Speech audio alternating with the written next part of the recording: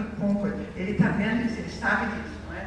Então, ele vai receber uma cópia assinada, tem um nome, uma assinatura, às vezes precisa de testemunha, quando ele não escreve, não lê. Às vezes a gente tem isso nas populações indígenas, a gente precisa de um tradutor que faça, tem uma série de outras exigências, de indivíduos que não falam a nossa língua, o português, e que a gente tem que trabalhar com eles. E, no caso de a gente precisar, às vezes, de um tradutor aí no meio, alguém que vai explicar na língua do outro, do índio, o conteúdo que está no termo de consentimento. Então, aí, ele assina lá, um investigador ou subinvestigador, pessoa que conduziu a discussão sobre o tema de consentimento livre esclarecido. Quando necessário, não é a maioria dos casos, mas até isso está visto. Confiro que expliquei pessoalmente a natureza, propósito, duração, efeitos e ritos previstos no estudo ao participante acima mencionado. Aí vem o nome e a assinatura dessa pessoa que fez essa função. Veja como é interessante. Eu acho que vários aspectos estão cessados aí. A última coisa que eu gostaria de conversar com vocês é muitos estudos, pesquisadores dizem assim, no meu estudo não há risco. Porque ele vai dizer, qual é o risco de responder uma entrevista, ou de responder um questionário, ou ser entrevistado, melhor colocando, ou às vezes até ser observado fazendo alguma coisa. Mas a presença do observador é suficiente para ter algum efeito moral no sujeito. A gente não pode negar que esse é um risco. Então, lá na 196, tem bem claro, toda pesquisa pode ter um efeito físico, moral, tem uma série de coisas e vai aparecer lá. Então, não pode, em hipótese alguma, ocorrer a situação em que o pesquisador coloca, na minha pesquisa não tem risco. Toda pesquisa tem risco. Só o risco de eu estar sendo observado, isso pode afetar o meu comportamento, pode me fazer mal e ficar questionando. Então, isso é ponto pacífico. É só ir lá e ver exatamente os termos que aparecem no 96 com relação à existência de risco. Esse é pressuposto básico de qualquer termo de consentimento. Constar lá, essa pesquisa tem risco, identificar qual é o risco. Se você achar que o questionário não tem risco nenhum, vai lá, diz assim, pode o indivíduo se sentir questionado, se sentir bem com a presença de alguém observando, questionando qualquer coisa. Então, dá um minutinho.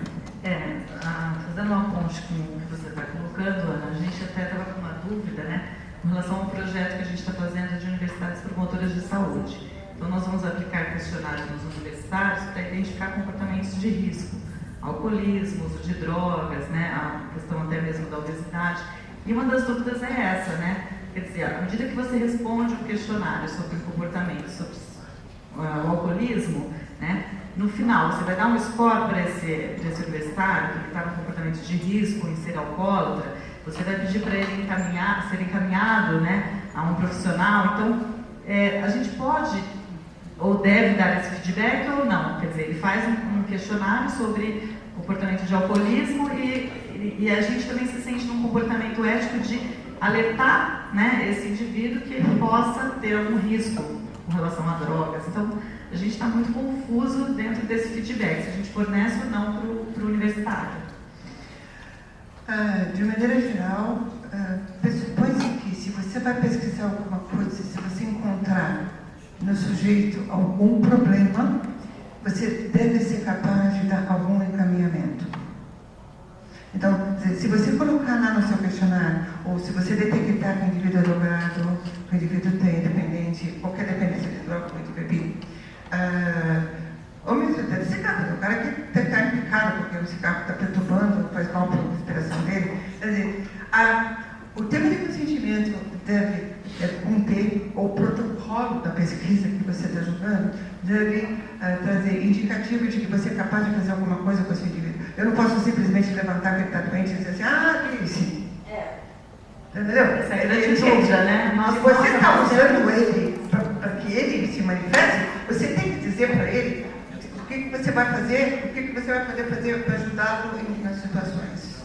Então, no caso, a gente poderia dar um score, né? Olha, dentro desse score você apresenta comportamento de risco e encaminhar alguns possíveis tratamentos ou maiores esclarecimentos. É isso que a gente estava, orientação médica, é isso que a gente estava pensando, realmente. Recentemente eu peguei um de população, semana passada, de população indígena, e era uma coisa para elas assim, além de informar a FUNEP que tem que ter autorização para fazer.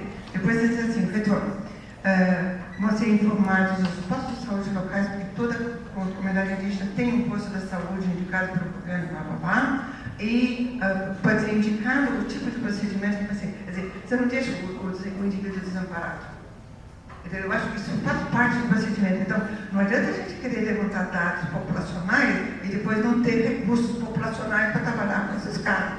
Então, você está pesquisando para quê? Você só quer saber quantos tem. Aí você vai chorar e vai ficar triste de dizer que tem 20 na sua cidade necessitando de um determinado atendimento e você não vai fazer nada? Não. Pelo menos você vai encaminhar, porque hoje a gente tem um serviço público, no caso de saúde, que pode atender esses casos. Eu acho que não sei se responde. Respondeu sim. Bom, pessoal, mais alguma pergunta? Nenhum aluno vai fazer nenhuma pergunta, só professores, nada. Pode levantar, coisa mais simples que seja, a gente. Não. É que os professores quantos de vocês, não, professores, quantos de vocês já encaminharam termo de consentimento, protocolo, projeto de pesquisa e protocolo para ser aprovado pelo CEP local? Ninguém? Quantos de vocês vão ter que fazer isso? Levanta a mão aí, Matheus. 1, 2, 3, pelo menos. Matheus, levanta a mão aí que você vai fazer termo de consentimento. Não, eu entendo. Eu entendo que alguns que talvez poderem, porque estão aqui, mas as pesquisas que vão fazer não envolvem seres humanos. Então, não é necessário, não. Só uma curiosidade de saber. Às vezes é desconhecimento mesmo. O pessoal do primeiro ano de física, o pessoal do primeiro ano de fisioterapia, é obrigatório fazer o TCC.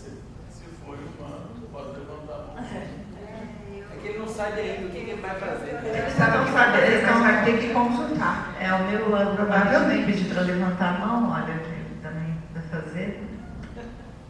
Não, lógico, evidente. Inclusive, muitos TCCs, hoje a gente questiona se vale a pena fazer todo esse trabalho a gente de uma pesquisa experimental.